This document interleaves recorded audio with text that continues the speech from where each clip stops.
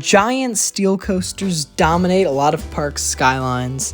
But in a lot of these same parks, they've got a little wooden coaster that packs a punch of its own. And sometimes you'll even walk away thinking that that's the best roller coaster at the park.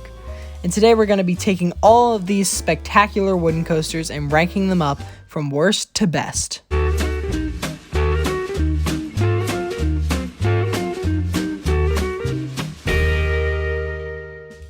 Of my 158 coaster credits, only 28 were wooden, and of those 28, 3 are Woodstock Express clones and 2 are Dark Ride coasters, so those were not included.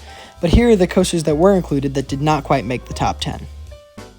Blue Streak at Cedar Point, Giant Dipper at the Santa Cruz Beach Boardwalk, Grizzly at King's Dominion, Hurler at Carowinds, Invader at Busch Gardens Williamsburg, Kentucky Flyer at Kentucky Kingdom, The Racer and Racer 75 at Kings Island and Kings Dominion, Screamin' Eagle at Six Flags St. Louis, Teddy Bear at Stricker's Grove, Thunder Run at Kentucky Kingdom, Tornado at Stricker's Grove, and White Lightning at Fun Spot Orlando.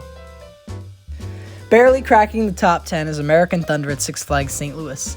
I love this ride, but that might just be because it's at Six Flags St. Louis. It has a pretty good twister layout, which works a lot better than the twister layout on, say, Invader. It has pretty solid laterals, negatives, and positives, so it's a pretty well-rounded ride, and that's why it's one of my favorites at the park, and definitely on my top 10 list of favorite wooden roller coasters. At number 9, I have the Beast at my home park of Kings Island. Now, I know a lot of people have criticized this coaster for being full of trim straight track and forceless elements, and that is true, but talk about a terrain coaster.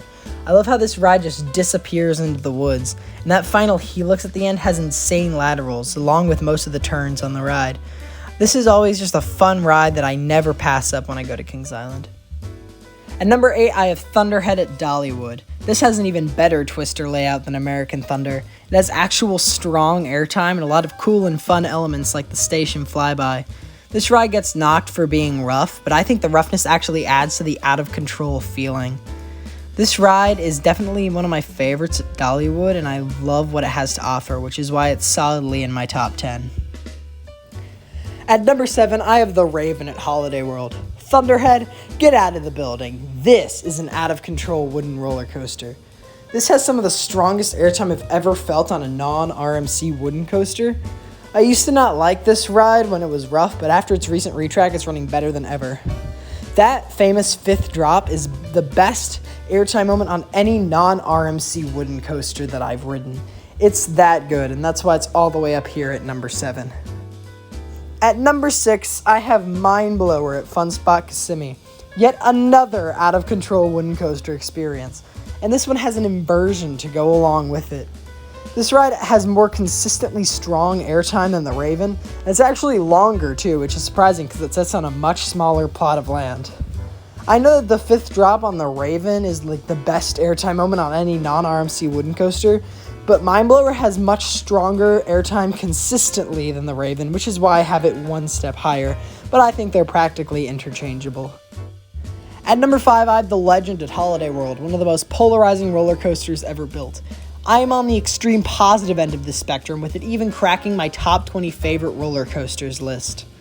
This is a lateral-packed ride, and as a lateral junkie, I really love it. But a lot of roller coaster enthusiasts like to complain that this ride doesn't have airtime, and that's just flat out not true. On the first drop and a couple of the big drops that follow, there's solid sustained ejector. All in all, when I think of the Legend, I think of a long, lateral-filled ride through the woods that makes you feel like you're in a high-speed chase from the Headless Horseman. At number 4, we have Mystic Timbers at Kings Island. Kings Island is my home park, and this ride opened in 2017 to rave reviews. I was a bit skeptical, but after I rode it, it was not hard to see why. After the twisted first drop, this ride stays low to the ground and delivers lots of fun lateral airtime on its twisted airtime hills. Combine this with a glass smooth ride experience, and you have got a roller coaster that easily lands in my top 5 woodies. At number 3, I have the Boss at Six Flags St. Louis, another one of the most polarizing roller coasters ever built. And just looking at it, it's rough. Very, very, very rough. But there is a reason for it being this high. Well, actually, there's 2 reasons. One of them is that it's at Six Flags St. Louis and my expectations were naturally pretty low. And the other one is, oh my gosh, this ride is fast. It also has very good positives in the valleys and some pretty decent airtime coming off the drops. A long, forceful, fast ride. Now that seems like a top 3 wooden coaster to me. At number 2, I have Outlaw Run at Silver Dollar City. It's an RMC, enough said. On to number 1. No, I'm just kidding. This is one of the best roller coasters ever built. It has some great inversions and perhaps the best finale on any coaster besides Magnum. It has really strong ejector airtime. That dive under the lift hill is absolute madness. This is definitely my favorite roller coaster at Silver Dollar City and easily makes it into the number 2 spot on this list. At number 1, we have the second longest wooden roller coaster ever built, and of course, the greatest roller coaster ever built. This is the Voyage at Holiday World. Talk about a well-rounded ride. This has really strong floater airtime coming off of each and every hill, and in fact, it has the second most airtime on any roller coaster period, right behind Steel Vengeance. This ride also has really strong positives in the valleys and crazy laterals on all those 90-degree bank turns. This ride also has absolutely fantastic pacing as it rips through the course. Good pacing, a long ride, and a forceful experience. That seems like the greatest roller coaster ever built to me. Well, there you have it. Do you agree with my picks? Do you think that the Boss and the Legend should be sent to the scrapyard? Do you think that Woodstock Express is secretly the best wooden roller coaster ever built? If so, tell me in the comments. I'd love to hear it. I'll see you guys in the next one.